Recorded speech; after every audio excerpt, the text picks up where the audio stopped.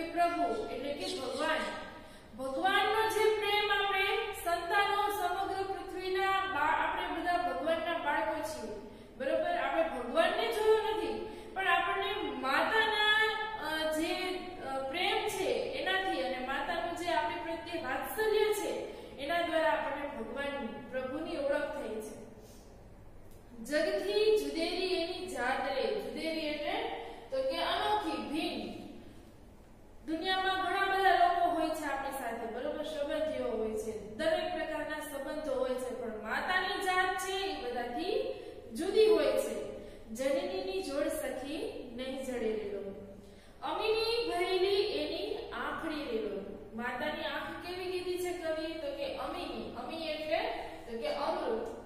અમૃત છે એમાં એવી તાકાત છે કે જે વ્યક્તિ એને પીવે એ ક્યારેય મૃત્યુ પામે નહીં.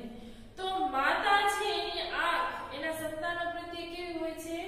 અમીથી ભરેલી હોય છે, અમૃતથી ભરેલી હોય છે. જો ગમે એવો ક્યારેક આપણને પરિસ્થિતિ એવી ખરાબ હોય પણ જો આપણે માતાના ખોળામાં માથું રાખીએ અથવા તો માતાની દ્રષ્ટિ આપણી ઉપર પડે તો આપણે આ બધી વસ્તુ છે એ ભૂલી જતા હોય છે. એટલે કવિએ કીધું છે કે એની આંખ છે એ અમૃતથી ભરેલી છે. વાહના ભરેલા એના વેણ રે. વેણ એટલે એના વચન, શબ્દ. માતા છે એના શબ્દો કેવા હોય છે? બાળકો પ્રત્યે વાલથી ભરેલા હોય છે. એમાં એનો હેત હોય છે. જનનીની જોડ સખી નહીં જડે. માતાની જોડ મળવી મુશ્કેલ છે. હાથ ગુંથે એના હીરના રેલો. એના હાથ કેવા હોય છે? તો કે હીર. હીર એટલે રેશમ. એકદમ મુલાયમ કપડું હોય, બરોબર? એ હાથમાં લઈએ તો એકદમ માખણ જેવું લાગે. એમ માતા છે એના હાથ છે ઈ હીરના છે. અને હયું કેવું છે? તો કે હેમંત કેરી હેલરે. હેમંત ઋતુમાં જેમ કોઈ પનિહારી પાણીનું બેડું ભરીને જાતી હોય ને ઈ બેડું છે ઈ એકદમ ઠંડક વાળું જળ એમાં ભરેલું હોય છે અને પીનારના મનને જેમ તૃપ્તિ થાય એમ માતાનું હયું છે ઈ એકદમ હેમંત ઋતુમાં જેમ ભેલ હોય, પાણીનું બેડું હોય એના જેવું આપણને લાગે છે. દેવોને દૂધ એના દોયલા રેલો. દેવો, ભગવાન, દેવો છે બધા, બ્રહ્મા, વિષ્ણુ, મહેશ, ઇન્દ્ર છે, સૂર્યદેવ છે, ચંદ્રદેવ છે, એ બધાના માટે પણ એ ભગવાન છે છતાં પણ એના માટે માતાના દૂધ દોયલા છે. દોયલા એટલે મુશ્કેલ. શું કામ? તો કે એમાં માતાનું દૂધ જેને પીવું હોય, મેળવવું હોય તો પૃથ્વી ઉપર જન્મ લેવો પડે. પણ એ લોકો તો સ્વર્ગમાં રહે છે એટલે એના માટે પણ માતાનું દૂધ મુશ્કેલ છે. શશીએ સિંચેલ એની સોડિય રે. શશી એટલે તો કે ચંદ્ર. દોયલા એટલે દુર્લભ, શશી એટલે ચંદ્ર અને સોડિય એટલે પડખું. માતાનું પડખું કેવું હોય છે બાળકો? તો કે જેમ આખો દિવસ સૂર્યના તાપથી સમગ્ર જીવ સૃષ્ટિ છે એકદમ અકળાઈ ગઈ હોય, ત્રાહીમામ પોકારી ગઈ હોય અને જ્યારે સાંજ પડે, રાત પડે અને ચંદ્ર છે એકદમ પોતાની ઠંડક છે એ સમગ્ર વાતાવરણમાં ફેલાવી દે અને જે કોઈ આખા દિવસના પશુ પક્ષીઓ અને મનુષ્યો કંટાળી ગયા હોય ગરમીથી અને ઠંડકના કારણે એમને મીઠી બધી સરસ મજાની ઊંઘ કરે એમ માતાનું પડખું છે ઈ પણ કેવું છે? તો કે ચંદ્રની ચાંદની જેવું શીતળ. આપણે માતાની બાજુમાં સૂઈએ અને એ આપણા ઉપર હાથ ફેરવે તો આપણને તરત ઊંઘ આવી જાય છે. જનનીની જોડ સખી નહીં જડે. માતાની જોડ જડવી મુશ્કેલ છે. જગનો આધાર એની આંગળી રેલો. કાળજામાં કંઈક ભર્યા કોડ રે. જગનો આધાર એની આંગળી રેલો. આપણો વિશ્વાસપાત્ર હાથ હોય તો કોણ છે? કે માતા. ઘણી વખત આપણે ક્યાંક તૈયાર કરે મમ્મી બહાર જવા માટે, બરોબર? તો આપણે એને પૂછવું નથી પડતું કે માં આપણે કોની સાથે જાય છીએ, ક્યાં જાય છીએ. શું કામ? તો કે આપણને વિશ્વાસ હોય છે કે માં છે આપણને ક્યારેય ખરાબ રસ્તે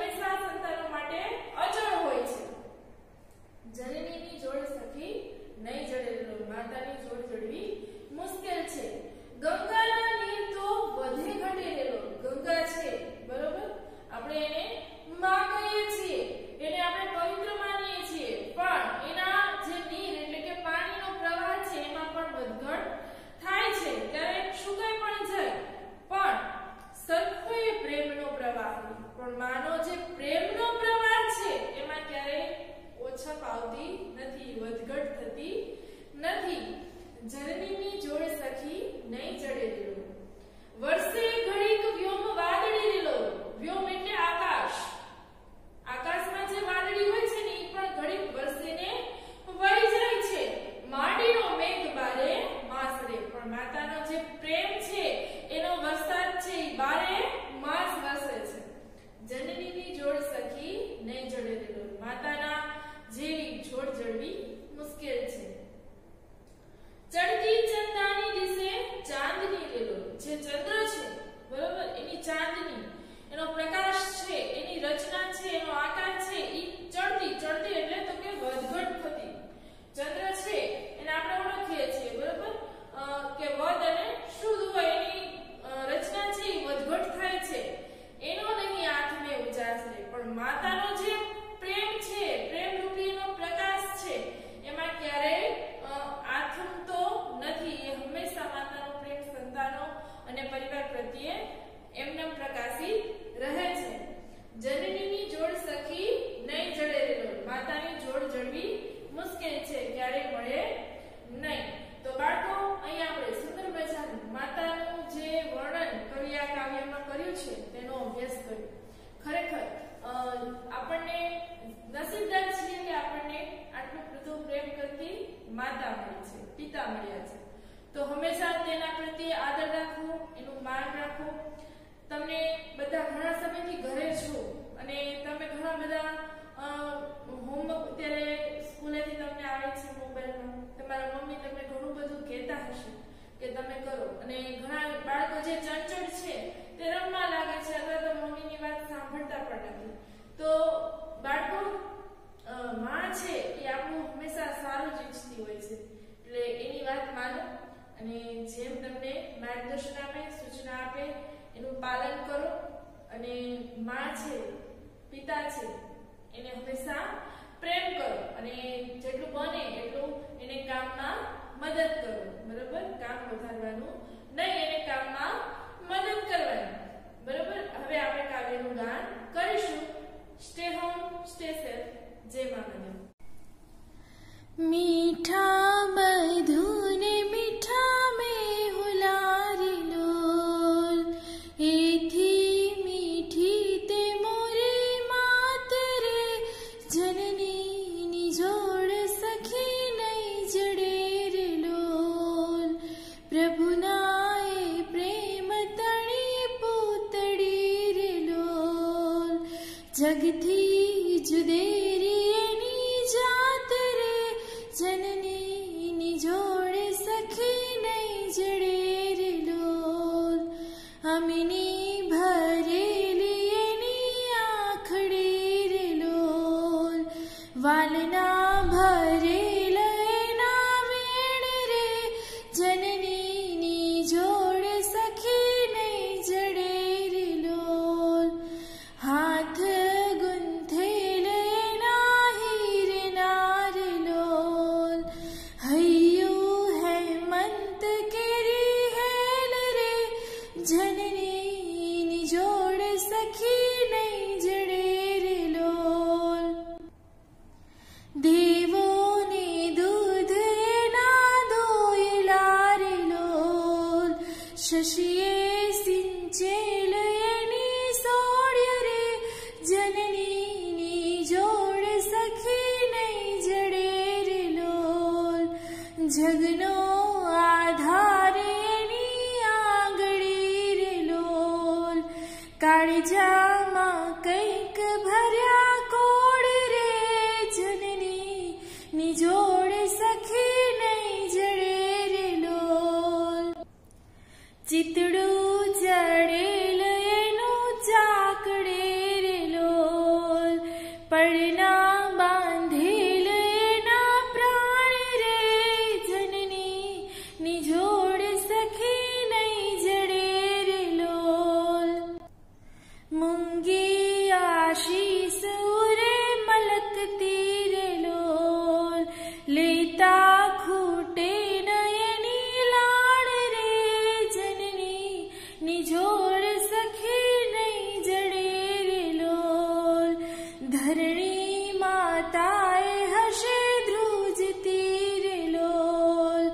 अचड़ा चूके एक माय रे जननी निजोड़ सखी नहीं जड़े रे लोल गंगा नानीर तो वधे घटे रे लोल सरखो ये प्रेम नो प्रवाह रे जननी निजोड़ सखी नहीं जड़े रे लोल वरसे घड़ी व्योम वादड़ी रे लोल माड़ी नो मेघ बारे मास रे जननी निजोड़ सखी नहीं जड़े रे लोल चढ़ती